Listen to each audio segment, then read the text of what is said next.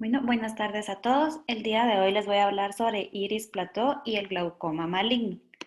Entonces, para empezar, vamos a empezar con iris plató, que esto se define como una anormalidad en la configuración anatómica del ángulo de la cámara anterior que resulta en un glaucoma de ángulo cerrado. Y tenemos que el factor anatómico principal va a ser la presencia de procesos ciliares colocados anteriormente que van a empujar hacia adelante la raíz del iris apiñando el ángulo. El iris parece estar insertado más anteriormente a la cara del cuerpo ciliar, más cerca del espolón escleral, empujando así el ángulo. Puede existir un componente facomórfico en el cual el cristalino va a ser el que va a empujar hacia adelante el iris y así va a cerrar el ángulo. La superficie del iris puede parecer casi plana en el centro, pero puede ser cóncava solo en la periferia lejana. Y van a existir dos variaciones descritas, la configuración y el síndrome. Entonces aquí tenemos una imagen de cómo se vería el iris plató en el que miramos que el iris va a estar totalmente plano y los procesos ciliares empujando el iris con el ángulo que se va a encontrar totalmente cerrado. Y este es un ultrasonido en el que también podemos ver el iris plano y el ángulo cerrado. La configuración del iris plató, este diagnóstico se va a realizar antes de haber realizado la operación. Los hallazgos de la gonoscopía va a ser un ángulo de la cámara anterior cerrado, pero un plano del iris va a estar aplanado y la profundidad de la cámara anterior central se va a encontrar normal. El bloqueo de la pupila relativo va a jugar un papel importante en esta situación. El humor acuoso se va a acumular en la cámara posterior, lo que significa que va a ser un factor que contribuye a la convexidad del iris y la mayoría de estos casos cesan después de una iridectomía periférica. Y en los casos del iris plató, el ángulo se cierra aposicionalmente después de una iridotomía. Mientras que el síndrome del iris plató, este va a constituir un pequeño porcentaje y va a representar el verdadero mecanismo del iris plató. El iris periférico se va a desplazar hacia adelante, de modo que a medida que la pupila se dilata, se va a agrupar y se cierra el ángulo de la cámara anterior, a pesar de que ya va a tener una iridectomía permeable. Si después de haberle realizado la iridectomía vamos a encontrar una presión intraocular aumentada con la dilatación, entonces se debe considerar que ya es el síndrome. Se ha descrito como causa la dislocación anterior progresiva del cuerpo ciliar con refuerzo del iris periférico y la formación de sinequias anteriores periféricas, es decir, un cierre de ángulo crónico. Y se debe de establecer el diagnóstico realizando una gonoscopía y observando el cierre del ángulo. Entonces vamos a encontrar otras causas que pueden aumentar la presión intraocular después de haber realizado una irectomía, como el fracaso de la irectomía para hacer un agujero a través de todas las capas del iris, las sinequias anteriores periféricas residuales, presencia de múltiples quistes del cuerpo ciliar, subluxación o intumescencia del cristalino anterior, como un glaucoma facomórfico, presencia de glaucoma de ángulo abierto y glaucoma maligno. Hay que diferenciar y tener precaución si hay una notoria profundidad axial de la cámara anterior asociada con un aumento postoperatorio de la presión intraocular y un cierre de ángulo, se debe considerar el diagnóstico de un glaucoma maligno. Esta distinción es muy importante porque el tratamiento tópico del síndrome del iris plató y el tratamiento del glaucoma maligno van a ser totalmente diferentes. En el síndrome de iris plató puede ser precipitado por los cicloplégicos y aliviado por la pilocarpina, mientras que en el glaucoma maligno puede ser precipitado o agravado por mióticos y aliviado o beneficiado por los cicloplégicos. Y el notable hundimiento axial de la cámara anterior en el glaucoma maligno va a ser la característica principal que se va a distinguir de la afección del síndrome del iris plató. Entonces, ¿cómo vamos a hacer el diagnóstico clínico? Este suele ser asintomático, se puede sospechar antes de la irectomía láser basándose en el perfil del iris y la gonoscopía y la diferencia entre la profundidad de la cámara axial y la periférica. Los hallazgos típicos observados en la gonoscopía de indentación se va a denominar el signo de doble joroba, que este va a ser una elevación central que presenta la porción del iris sostenida sobre el lente y una depresión del iris periférica la superficie más más periférica del iris se va a inclinar hacia atrás de manera que pronunciada hacia su inserción. Y aquí es más o menos como lo podemos observar. So this is a sketch of the anterior chamber of a patient with plateau iris. We can see that the ciliary processes are very far forward. The peripheral chamber is fairly deep, and there's this sharp drop off in the periphery. And then when we indent this eye, you can see the folds in the corneal endothelium. The iris drapes over the ciliary body and then over the lens, and we get this double hump appearance. It's very classic for plateau. And here we see a photograph. On the left, it's not indented. On the right, we're indenting. You can see this fullness in the far periphery here. A few video clips of indentation gonioscopy. You can see as we push in here, this roll in the far periphery, very classic for plateau iris.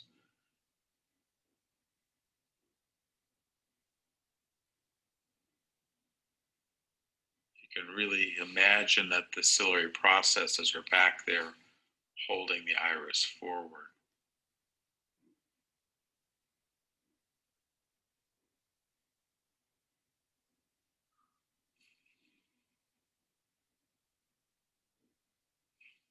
Another example, steep drop off in the far periphery.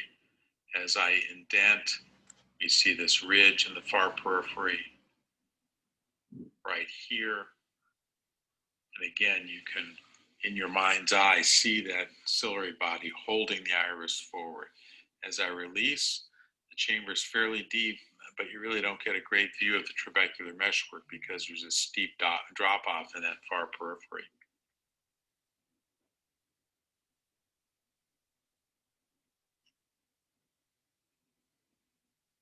And one last video.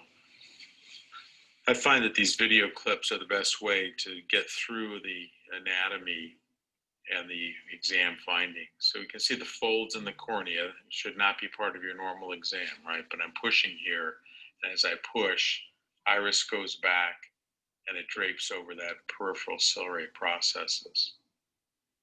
You get this double hump sign. One hump here, one hump as it comes over the lens.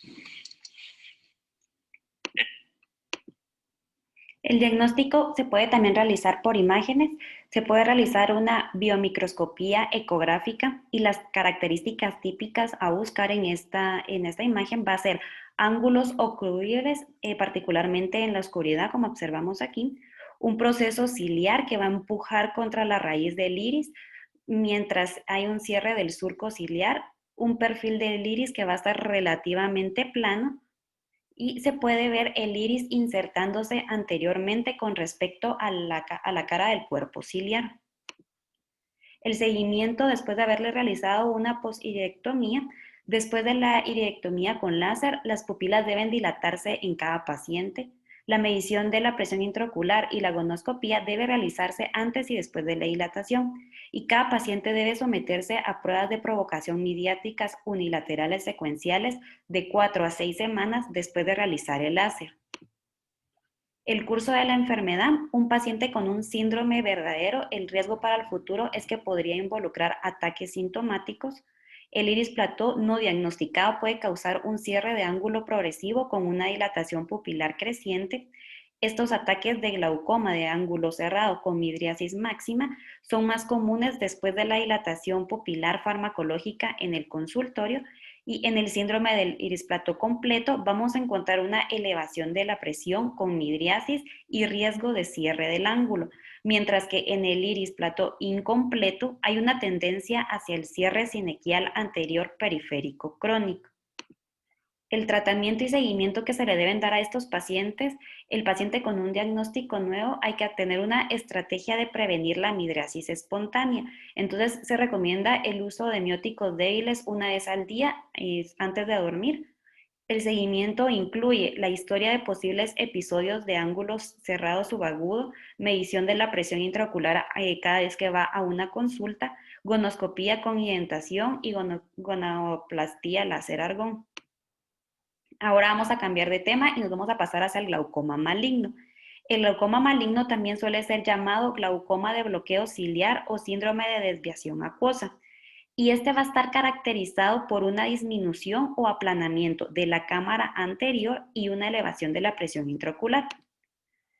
Va a ser una forma dramática de glaucoma secundario de ángulo cerrado que se mantiene a pesar de la presencia de una irectomía periférica permeable. La afección es el hundimiento axial de la cámara anterior, es decir, que el cristalino se ha movido hacia adelante. El glaucoma maligno clásico es una condición posoperatoria de la cirugía filtrante, de cirugía de catarata o combinada, o una cirugía de irectomía periférica. Los síndromes de glaucoma maligno pueden compartir características comunes con otras afecciones, como el glaucoma de ángulo cerrado secundario a una oclusión de la vena central de la retina o a una exudación subretiniana masiva. Y es un proceso progresivo sostenido que característicamente puede resultar en una ceguera si no se trata adecuadamente. Los diagnósticos diferenciales, no todo glaucoma de ángulo cerrado posoperatorio va a ser glaucoma maligno, ni todas las cámaras planas posoperatorias se van a relacionar con una presión intraocular elevada. El diagnóstico de glaucoma maligno va a requerir como mínimo el hundimiento axial de la cámara anterior, una presión intraocular elevada, la presencia de una irectomía o iridotomía permeable y la ausencia de líquido o sangre supracoroideo. Cuando se presenta el glaucoma posoperado de ángulo cerrado, incluso con un hundimiento axial, el primer diagnóstico a pensar o a eliminar va a ser un bloqueo pupilar. Una cámara anterior aplanada o poco profunda asociada con una presión elevada después de una cirugía fistulizante es un glaucoma maligno o una hemorragia supracoroidea hasta demostrar lo contrario. Y un sangrado en el espacio supracoroideo va a actuar como una masa que puede rotar el cuerpo ciliar hacia adelante y esto libera la tensión celular, sonular, que da como resultado el movimiento del cristalino hacia adelante. Entonces van a existir otras afecciones en las que el desprendimiento coroideo seroso puede actuar como una masa, como por ejemplo en los derrames coroideos primarios que incluyen el nanoftalmo, afecciones de aumento de la presión venosa orbitaria, en el síndrome de Stuart-Weber, el síndrome de derrame uveal activo, incluyendo el que está asociado con el virus de inmunodeficiencia humana, y otros diagnósticos diferenciales que también podemos mencionar, que hemos dicho, una hemorragia supracoroidea, una efusión coroidal, y secundario a una cirugía vitreoretiniana. La patogenia del glaucoma maligno, vamos a tener que la hialoides anterior, ya sea por su permeabilidad inherente o por la cantidad de área de superficie disponible para la transferencia del líquido, va a estar involucrada en esta patogenia. Entonces, cuando hay una descompresión de la cámara anterior, como ocurre en estos procedimientos quirúrgicos, podría producir un movimiento de la hialoides anterior periférica más hacia adelante en la posición del cuerpo ciliar, como logramos ver en la imagen. Con la distorsión sonular se podría resultar en una descompresión de la cámara anterior, entonces el humor acuoso podría secretarse directamente en el vítreo a través de la hialoides opuesta. Y al haber un movimiento constante del líquido derivado del humor acuoso posterior a través de la retina, bajo la influencia de la bomba del epitelio pigmentario de la retina, es posible que haya un inicio de un bloqueo pupilar, una presión intraocular alta y esta bomba posteriormente se va a deteriorar y el volumen de vitrio se expande repentinamente. Entonces prácticamente lo que tenemos es que la hialoides va a empujar hacia adelante y eso hace que se cierren los procesos ciliares y empuja el cristalino hacia donde está el iris. El diagnóstico clínico puede ocurrir en cualquier momento durante el periodo posoperatorio, ya sea un día a semanas o incluso meses después de haber realizado la cirugía. Los momentos importantes en los que se debe tener en cuenta la posibilidad de un glaucoma maligno son después de la lisis de la sutura en el sitio de filtración. Otro momento de tener en cuenta es cuando se suspenden los ciclopégicos posoperatorios de rutina y es necesario diferenciar una cámara poco profunda de una filtración excesiva o una fuga de herida con una presión baja de un glaucoma, que en un glaucoma maligno vamos a encontrar una presión intraocular elevada. Entonces, en la imagen A es como se vería un bloqueo pupilar y En la imagen B es como se vería un glaucoma maligno y si logran notar lo que son las fibras zonulares en el glaucoma maligno no se logran observar igual como se ve en el bloqueo pupilar y sobre todo la profundidad de la cámara en el glaucoma maligno no hay profundidad de la cámara, está totalmente todo junto. Se debe realizar una gonoscopía para confirmar la sospecha del cierre del ángulo, evaluar el contorno del iris y la permeabilidad de la irectomía, así como buscar anomalías retroiridiales. En el caso de derrames coroideos, los procesos ciliares pueden rotarse hacia adelante presionando contra la base del iris. Los desprendimientos o hemorragias coroideas, si son anteriores, a veces se pueden observar a través del lente de Goldman, y en un glaucoma maligno se pueden observar las puntas de los procesos ciliares que se superponen anteriormente en el borde del ecuador del cristalino. With aqueous misdirection, just showing how diffusely shallow the chamber is. And then on gonioscopy, you can see the ciliary body here because the lens is so far forward.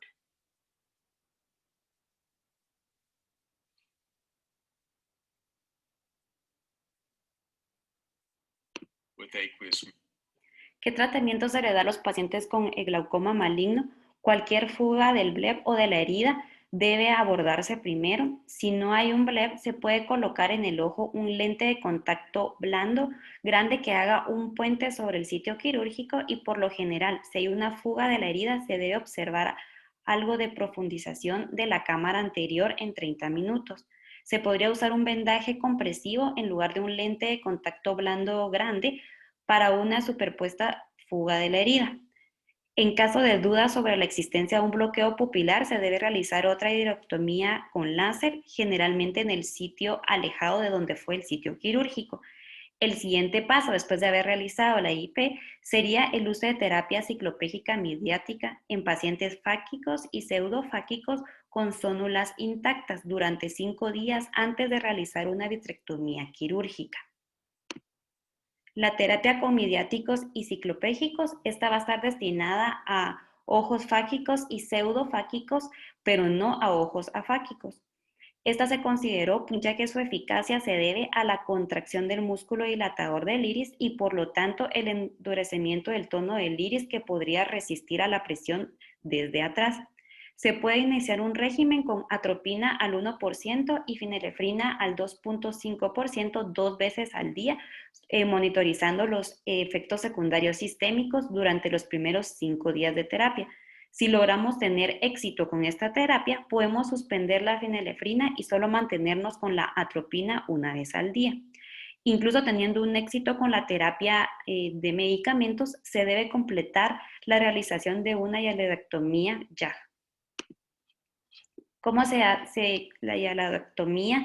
Con itrio y aluminio. El objetivo de este procedimiento va a ser romper la hialoides anterior periférica sin dañar el cristalino cuando tenemos pacientes fáquicos, el cuerpo ciliar o las zónulas.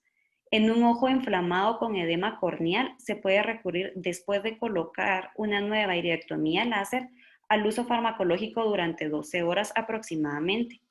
El objetivo de una nueva iridectomía va a ser eliminar cualquier componente del bloqueo pupilar residual y permitir otro sitio de acceso para una hialuronectomía.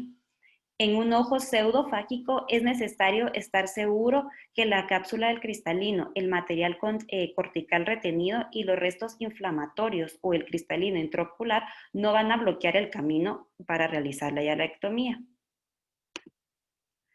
También se puede realizar una vitrectomía. Esta va a estar indicada para los pacientes en los que la hialuronectomía YAG y la terapia médica ha fallado. Los ojos pseudofáquicos con glaucoma maligno generalmente se derivan a un cirujano de retina para una vitrectomía y la extracción del vitrio puede permitir la restauración de la anatomía normal más rápidamente al permitir que todas las estructuras anteriores y medias del ojo se muevan posteriormente a su posición anatómica normal. ¿Qué seguimiento se le da al ojo contralateral en el que tuvimos el glaucoma maligno? Si el glaucoma maligno ocurre en un ojo, existe un gran riesgo que pueda desarrollarse la afección después de la operación en el otro ojo. La histerectomía profiláctica con láser casi siempre se debe realizar en casos en los que exista una evidencia de cierre angular crónico o un ángulo ocluible, y sería prudente eliminar cualquier bloqueo pupilar antes de tiempo en cualquier ojo que pueda estar predispuesto a un glaucoma maligno. Si el otro ojo es hipermétrope, se puede ser conveniente realizar una histerectomía profiláctica con láser. También existen otras entidades que se pueden parecer al glaucoma maligno. Dentro de ellas tenemos que existen algunas afecciones no quirúrgicas que pueden comportarse de manera similar al glaucoma maligno, ya sea caracterizado por una presión intraocular alta y una profundidad de la cámara anterior plana. El glaucoma secundario de ángulo cerrado inusual que puede ocurrir después de una oclusión aguda de la vena central de la retina, vamos a encontrar un hundimiento axial de la cámara anterior, pero esto suele resolver espontáneamente. Hay casos de desprendimiento de retina primario o secundario en el que la retina va a estar completamente desprendida y se va a aproximar mucho a la cápsula posterior del cristalino. Sin embargo, en esta entidad, la cámara anterior observada axialmente no va a estar superficial. Luego vamos a encontrar el síndrome del lente cristalino suelto sobrepuesto, y esta se va a caracterizar por una posición del cristalino hacia adelante y la ausencia de un bloqueo pupilar. Van a ser ojos no operados. No hay evidencia de hemorragia coroidea, oclusión de la vena central de la retina, melanoma maligno que ocupe el volumen del segmento posterior. Van a ser típicamente unilaterales, por lo general no hay derrame coroideo visible en una oftalmoscopía indirecta, y generalmente se resuelven con el uso de esteroides tópicos y ciclopégicos. Sin embargo, algunos de estos casos de desprendimiento coroideo anterior pueden no mostrar una inflamación ocular evidente, pero aún así pueden responder al uso de ciclopégicos y esteroides sistémicos. Y tenemos el glaucoma maligno en afaquia. Este va a ser un bloqueo pupilar afáquico puro, donde la cámara posterior va a estar llena de humor acuoso. Una IP va a establecer la comunicación entre el espacio del humor acuoso detrás del iris. En el glaucoma maligno afáquico va a haber una obliteración total del espacio acuoso de la cámara posterior por el humor vítreo y la membrana yaloidea que se encuentra en posición opuesta a la superficie del iris. Al evaluar a un paciente con una cámara plana afáquica o pseudoafáquica posoperatoriamente, se desea descartar inicialmente la fuga de la herida o un desprendimiento coroideo, y la presión intraocular suele estar baja en tales condiciones. Una fuga transitoria de la herida puede provocar un bloqueo pupilar al permitir que el vitrio avance y la histerectomía se adhiera a la herida. Se debe realizar una inspección a la herida, realizando una prueba de Seidel y eliminar cualquier sutura profunda. Si se detecta de una fuga en la herida, se debe aplicar un parche de presión con taponamiento local sobre el limbo. Las fugas obvias de la herida deben repararse quirúrgicamente, drenarse el desprendimiento coroideo secundario y volver a reformar quirúrgicamente la cámara anterior.